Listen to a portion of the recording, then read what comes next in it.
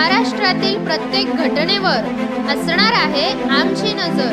शेती, राजकीय, सामाजिक, क्रीडा, मनोरंजन आणि बरंच काही। तुम्ही पाहताय शिवगर्जना न्यूज, आवाज सर्वसामान्य जनतेचा। कालची खोपोलीतली घडलेली घटना अत्यंत निंदनीय आहे। कठोर शब्दांमध्ये आम्ही त्याचा निषेध करतो। तपास यंत्रणेने शीघ्र गतीने सर्व काय यंत्रणा असतील किंवा त्यांचे काही विघ्न असतील ते लाभाव्यात, आरोपींनाही पकडावा आणि त्याच्याबद्दलची कठोर कारवाई त्या ठिकाणी केली जावी। इतर बाबतीमध्ये जे बोललं जातं आहे ते तथ्यहीन आहे असं माझं स्वतःचं मत आहे। पण ज्यावेळेला एखाद्या बाबतीमध्ये तपास चालू असतो त्यावेळेला त्या संदर्भातलं मतप्रदर्शन करणं उचित नसतं। जी घटना घडली ते जे काय परस्परांच्या बद्दलचं त्यांचं असेल, त्यांचं केव्हापासूनचं काय वादविवाद होते, 2-3 दिवस अलीकडे काय काय चाललेलं होतं, त्या संदर्भातली सुद्धा माहिती पोलीस विभागाकडे नक्कीच त्या ठिकाणी असेल। मला विश्वास आहे की सुधाकर घारे जे माझ्या राष्ट्रवादी काँग्रेस पक्षाचे अध्यक्ष आहेत त्यांचा या प्रकरणाशी दुरान्वयी संबंध नसेल, पण शेवटी तपास चालू असल्यामुळे तपासला इन्फ्लुअन्स होईल असं कुठलंही वाक्य मी त्या ठिकाणी बोलणार नाही। परंतु सुधाकर घारेंवरती आता गुन्हा दाखल झालेला आहे या सगळ्या प्रकरणामध्ये, आणि स्वतः थोरवे म्हणतात की मी या सगळ्या प्रकरणात आंदोलनाला बसणार आहे जोपर्यंत न्याय मिळणार नाही। त्यांना जे काय असेल ते करू दे ना, कारण शेवटी थोरवेंची पूर्व इतिहास काय आहे तर त्यांच्या अर्ज भरण्याच्या प्रक्रियेच्या याच्यामध्ये आपण पाहू शकतात त्याच्यामुळे, आणि सुधा घारेंचं पण बघू शकता नेमकं कोणाचा पूर्व इतिहास काय आहे तो। स्वाभाविकपणाने शेवटी एखादी गोष्ट राजकीय पद्धतीने केली जात असेल तर ठीक आहे। आज मी काय बोलू इच्छित नाही, कारण शेवटी तपास त्या गोष्टीचा सुरू आहे। तपास यंत्रणेने पूर्णपणाचा सगळा तपास करावा।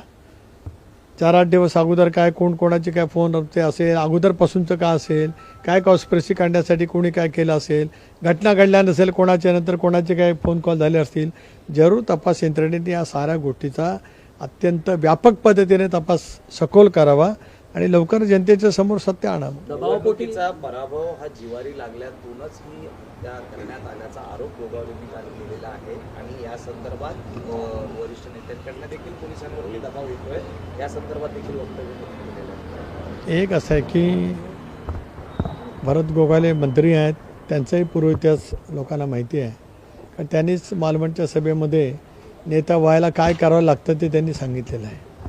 मला या विषयावरती अधिक भाष्य एवढ्यासाठीच करायचं नाही, कारण आता तपास सुरू आहे। जी घटना घडली ती अत्यंत निंदनीय आहे। त्या घटनेचा मी तीव्र शब्दामध्ये राष्ट्रवादीचा प्रदेशाध्यक्ष म्हणून धिक्कार करतो, निषेध व्यक्त करतो।